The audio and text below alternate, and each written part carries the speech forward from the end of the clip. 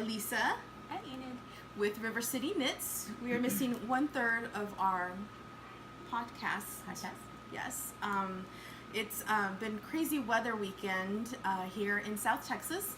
And we wanted to do something because we were trying to commit to every 2 weeks doing a podcast, but this will be much shorter than the other one, just very, very brief.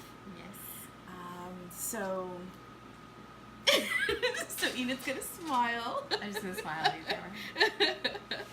Why don't we take a look at what we're working on right now? Okay. So I finished the project I gave y'all a little tiny color peek of. But I won't show it till the next time we meet, so all three of us will be available and we'll talk about it. So I pulled out this little guy. Isn't it beautiful? I got it. When did I get it? We both have this. Yes, I bought mine at the retreat. It's Koi Pond by Mustache Yarns, and I'm just doing a plain old, what do you call this? Vanilla latte sock. It's our go-to sock pattern, and I'm making this one for my little guy Sal. He's 10, so his feet grow at a very fast rate. And the last pair I made, he outgrew before I even finished, and I think I did those in a week or so. Yeah, you did them really quick. Yeah, and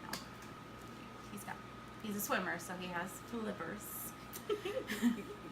But anyway, so I pulled these out, and they seem to fit because I made them a little bigger. And so that's it. I'm working on these, and I'm still working on this thing. I finished my first half. I'm so happy. So you just like This is the second. I started the second half. I'm always in the middle of a row when I show off a project. I'm nuts, but I finished the second half. So let's just show that. Isn't it pretty? Here's the back side. This way? Yeah. Yeah. Isn't that pretty? I love these colors. I really do. So. Care to share with us? Do you remember? Can you do them offhand? Or? They're all Feza Harvest yarn. So this is the Ecru. The Ecru is the white, of course, and then this is called the Purple Carrot. Oh, they're that's organically nice. dyed yarns. This is, I think, pistachio. There's little doggy hairs on it. And then this is black fuchsia. So, and this is Suburban Stitchers speckled yarn. And I don't know what it's called. I think green moss or something, but it's got a little tiny sparkle in it. It's really pretty. So really does pop. Yeah. So that's it. Elisa, take it away. Take it away. So I have my finished objects, even though it looks like I'm doing the same thing because I'm also working on this. But since they're Shortie Socks, the 50 grams, I'm able to make a pair of each. So I can get 2 pairs of yarn from for Shortie Socks. This is also mustache yarn. We're just loving on Stacy because she's awesome and a sorceress when it comes to her dyeing. But I know some of you guys have been asking, you know, what's your pattern for Shortie Socks? And it's something I've played with, and I encourage you to do that too. I think when we empower ourselves to be like, you know what, I'm gonna change the pattern or do something a little more. It's empowering for me because I'm very much of a pattern girl. But what I do with the Shortie Socks is I just do 8 rounds, and it's 2x2, so 2 knit, 2 purl, 8 times. And then some patterns tell you, just do a round or 2 of knitting. I do 10 before I start the heel, and for me, that I just feel it's a better fit because when I did try it with just 2 or 3 rounds before starting the heel, the back, especially in the back of my ankle and the heel area, it was just riding down. So again, just try and experiment a little bit. I do a fish lips kiss heel. So, and then just do the foot. And with my shorties, I always just stockinette. Is that what all knit is? Yes. I always get phrases confused. Really? Yeah, I always get because I'm like, which one's garter? Which one's stockinette? Well, so in knitting in the round, it's different, right? So that's why I get confused. Yeah, because when you knit every row on a flat piece, you end up with garter. Okay. But if you knit every row in the round, it'll always be knit side front. Right. So you end up with stockinette. That's where I get confused. So in order to get garter in a round pattern, you have to alternate between knit and purl. Okay. Which is the opposite of a flat. Because when you do... There's going to be a quiz at the end of the podcast. I will be administering it, so I do not fail. That's funny. Yeah, I realized we have the fan on. I wonder if that's going to be a problem. Oh, I totally forgot about that. So there's a fan in the back. Because it's hot. Because we're warm. It's humid. So with this, we have gotten some cooler temperatures. It's been like 73, which is not the average ever in August here in San Antonio. Thanks, Sal. But the humidity is just pretty oppressive. So I get steamy glasses. Steamy glasses and frizzy hair. Frizzy hair. I like sprayed the heck out of this, but I think there's still some there. Bing, boom, boom. I got my hair cut on Friday, so it's like just even more of a poof. But it's cool because at least my neck can breathe. So we're recording on Sunday afternoon, and yesterday was Lisa's birthday, Lisa Mott, who lives up in Maryland, and I've met her through Instagram, and I've had some awesome opportunities to hang out with her, especially at Maryland Sheep and Wool. So happy birthday, Lisa! So Lisa's awesome. She just this past summer spent a significant amount of time with her family in Europe, and the first place that they stopped was, I think the first place she wanted to stop was in Amsterdam. So she sent me this really awesome little, like, in Spanish you say recuerdos, just like memories or just like souvenirs of her trip that she sent to me, and I just love it. So I have a Stephen and Penelope bag. And we'll be doing some close-up shots so you can see them, so they'll kind of go in through here as well. Because there's this really cute stitch marker that's a bicycle. It's a bicycle. And it's super adorable. Move my stuff out of the way. And then, I don't know if she knew this, but I love citrus fragrances. And this is a Celtic herbal soap. And it's lemon balm. Oh, it's not a soap, it's balm. And it smells, I literally, as I was opening the package when I received it. It says refreshing and invigorating. I was refreshed and invigorated. It is true. I'm just going to stick my up to my desk. And then I also received this enamel pen, which has been on my my fringe supply bag, but I put it back on the cute little cardboard because really cute. It's a cute little sheepy. And I think my favorite part is these sheep droppings. They're chocolate coated treats. Get away from poop. I know, and I just think it's totally awesome. And so we're gonna enjoy some here for a second. So Enid, would you like to have? They look like sheep droppings. They look like little poops. They are, I don't know. but it's chocolate. So this is my first try. So I'm putting it straight in my mouth. I did too. I'm afraid no dropping. Covered in chocolate. Covered in chocolate. It's like yummy. really Is it? What does it have? It just says treats. Oh, Caramel biscuit and nut pieces covered in milk chocolate. So since Amanda can't be with us physically, I am working on my project in one of her project bags that she does as Lone Star Arts. Just because I miss Amanda. But she will be doing a little bit recording too, and we're going to edit this all together. So there'll be just like a quick little thing. We do plan to record again next week. Let's get some thumbs up. Right? We plan to record next week. Yes. We do plan to record next week.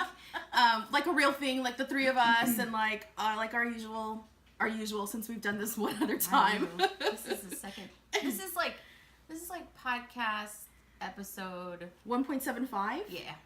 Because I don't want to say 1.5. No, because we almost made it, but we ended up with funky weather. So luckily, we live in San Antonio, so this has been it's been very easy for us the last couple of days. A lot of people have reached out and I hope you're okay, but we seem to be doing fine. Just stay home. You don't have to be on the highway. Stay home.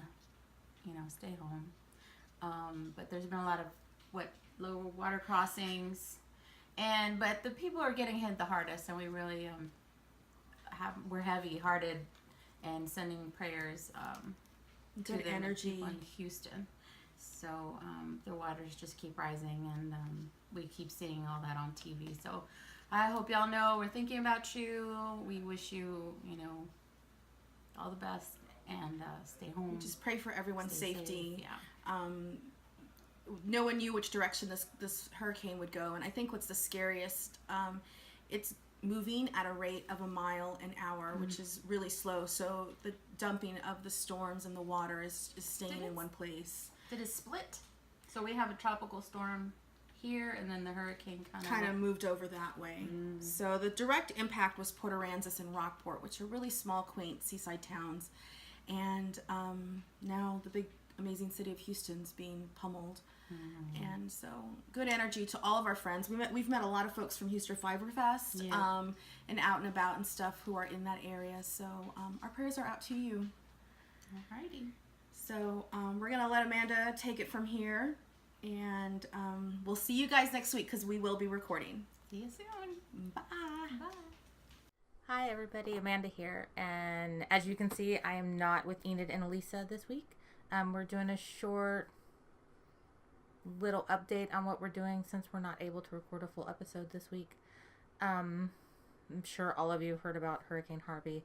My sister-in-law and her family live in Portland, Texas, down on the coast, and they evacuated here to my house for the weekend. Their house is okay, but they don't have power, and I still believe they don't have water.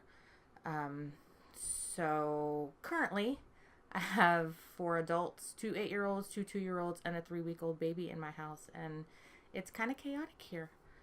We're having a good time, and I get lots of new baby snuggles. But I'm kind of ready for school to start tomorrow. And tomorrow is our first day of school. So I'd like to be able to tell you all that I've worked on my starting point shawl and gotten some progress in that. But after our last episode, I came home and decided to cast on something totally different. So I started a Reyna shawl. And as you can see it here, I'm doing this out of Savvy Skeins.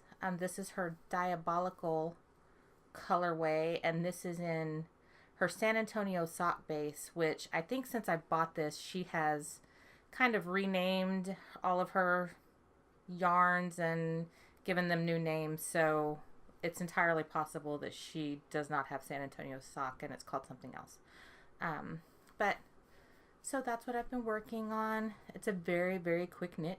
I'm probably about 10 rows away from finishing, and I'm starting to feel like I'm playing yarn chicken a little bit. So hopefully when we do a full episode next week, I'll have this completed and I'll be able to show it to you guys. Other than that, I haven't really done much of anything. We've been getting ready for the new school year and school shopping and all of that, and work has been really crazy, and especially the end of last week with trying to get the university ready for possible flood preparations and things like that. I have done some sewing.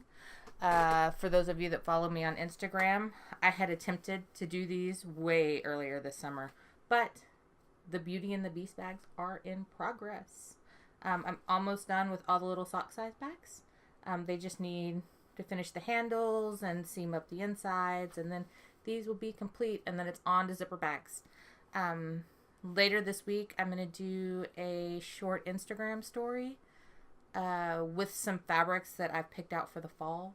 I started picking out and ordering these way back in March and April.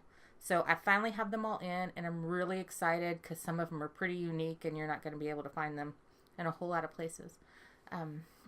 So I will show you all those later this week. And last but not least, I'm still deciding whether or not I want to join Mystery Knit-alongs. I did purchase some patterns, and next week I'll tell you exactly which patterns that I picked. But I've been playing in the shop stash a little bit, and I've been looking at yak yarns, and so I have these 6 that I really love together, but I just don't know what I want to do with them. I may do a sweater. I may join the new fade along, all of that. So I'm kind of undecided at this point. So we'll be back next week. And for everybody that's in Houston and on the Gulf Coast, and this is horrible, and my heart is with you guys, and I love y'all, and please, please, please be safe. Gosh, I don't even know what to say about that. So y'all have a good week. Be safe, and I'll see you next weekend. Bye.